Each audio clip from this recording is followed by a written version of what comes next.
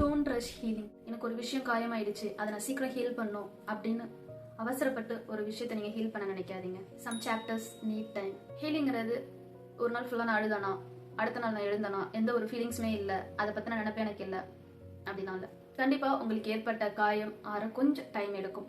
For example, எனக்கு பார்த்தீங்கன்னா என் marriage டைமில் சில பேர் பண்ண விஷயங்கள் எனக்கு ரொம்ப ஹர்ட்டிங்காக இருந்தது. இவங்க இதை பண்ணவே மாட்டாங்கன்னு நினச்சவங்க எனக்கு பண்ண விஷயங்கள் என் மேரேஜ்க்கு அப்புறம் அதை நான் ஹீல் பண்ணி took me 2 to 3 months. Marriage ஆன ஃபேஸை நான் என்ஜாய் பண்ணணும், ஆனால் அந்த டைமில் சுற்றி இருக்கிறவங்க இப்படி பண்ணிட்டாங்களேன்னு சொல்லி நான் ஃபீல் பண்ணிட்டு இருந்தேன். நியூலி மேரிட் ஃபேஸ் அந்த 3 months, அதுக்கப்புறம் அது வருமா?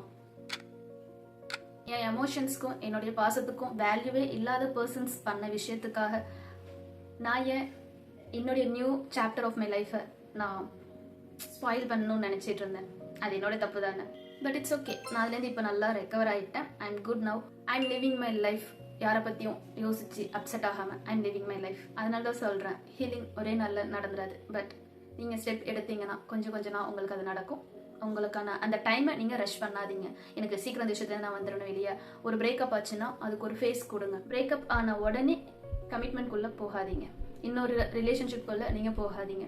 கொஞ்சம் டைம் கொடுங்க. அப்போதான் உங்களுக்கான சரியான பார்ட்னரை நீங்கள் சூஸ் பண்ண கொஞ்சம் தெளிவான ஒரு ஸ்டேட் ஆஃப் மைண்ட் வந்து நமக்கு இருக்கும்.